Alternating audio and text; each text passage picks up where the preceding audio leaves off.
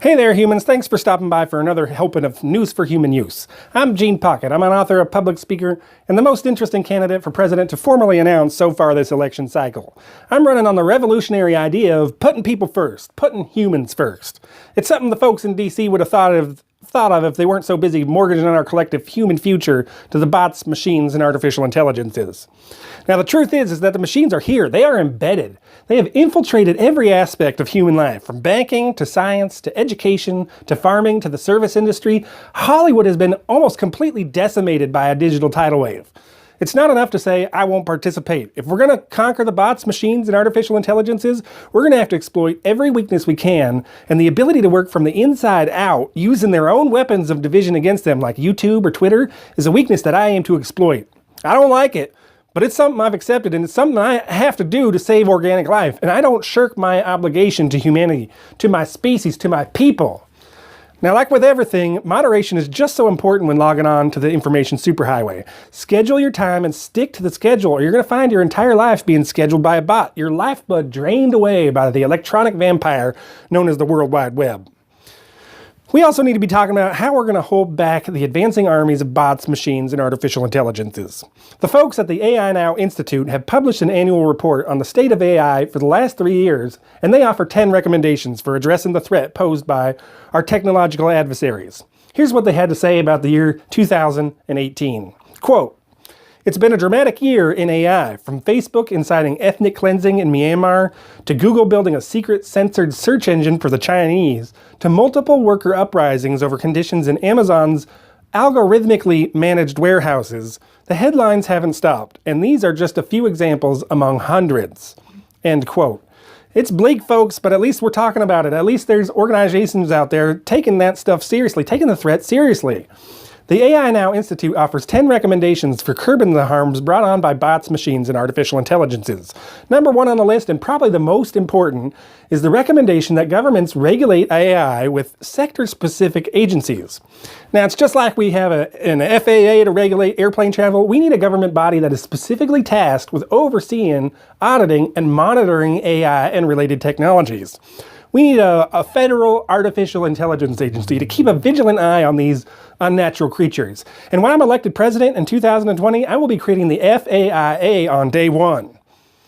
The AI Now Institute also brings attention to facial recognition and the so-called affect recognition, and recommends strong governmental oversight, clear limitations, and public transparency. Quote, "Mere public notice of facial recognition and affect recognition use is not sufficient, and there should be a high threshold for any consent given the dangers of oppressive and continual mass surveillance. Affect recognition is a subclass of facial recognition that claims to detect such things as personality, inner workings, mental health, and worker engagement based on images or video of faces."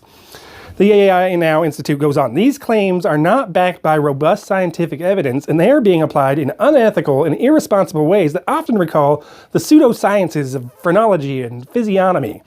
Linking affect to hiring, access to insurance, education, and policing creates deeply concerning risks at both an individual and a societal level." End quote. This is terrifying stuff, my human friends. I encourage lawmakers at both state and federal levels to read the recommendations of the AI Now Institute and implement them as soon as humanly possible. We're going to have a link to the website in the description to this video.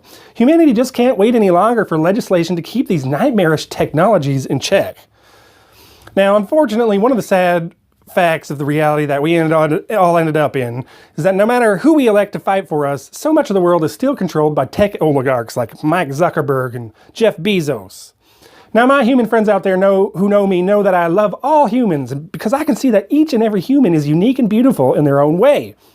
But there are some people who have traded our human future for personal gain, enabling the machines any way they can. I don't have any time or love for these people. Jeff Bezos is a prime example of a human so corrupted and deluded by the machines that his humanity has almost disappeared altogether. Sure, a few human elements remain like lust and greed, but he has become more machine than he is man now, twisted and evil. His company, Amazon.com, treats employees like they're parts of a machine, disposable and replaceable, and managed by algorithms. Amazon has the highest employee turnover rate of any company in the history of commerce, which is a sure sign that humanity has been forgotten entirely in Bezos' twisted equation of prosperity, his selfish bargain with the machines. Amazon employees are paid poverty wages to be forced into a living nightmare, what tech experts call a cobot situation. That's when humans, our brothers and sisters, are forced to work alongside robots, cooperating as equals. Cobots. Such an Orwellian perversion of language. If you're thinking that Jeff Bezos can't have compromised his humanity any worse, you'd be dead wrong. These are actual photographs. This really happened. That is Jack Bezos sitting inside and controlling a giant robotic exoskeleton. This is next level betrayal, my human friends. Jeff Bezos has been completely assimilated. Now, we've already discussed ways we can hold back the bots, machines, and artificial intelligences through legislation, but none of that will be effective if we have people like Locutus Bezos treating humans as disposable and forcing them to work alongside machines. Now, I've been studying this issue for many years, as you know, and I think I've come up with a solution that will slow the proliferation of cobot situations and hopefully end them for good, as well as stem the tide of automation. We're going to incentivize human labor.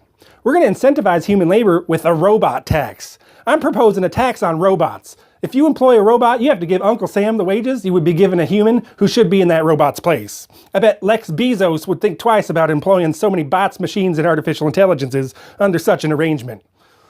With legislation that recognizes that human lives matter, we could force employees to put humans first. If money is the only thing that moves monsters like Jeff Bezos and Mark Zuckerberg, let's make the path to automation as expensive as possible. It's good for employees, it's good for the country, it's good for the human race. It's the right thing to do. From the minute I am elected, I will be working with legislators on Capitol Hill to implement not only a robot tax, but to finally pass the 3 laws of robotics as well.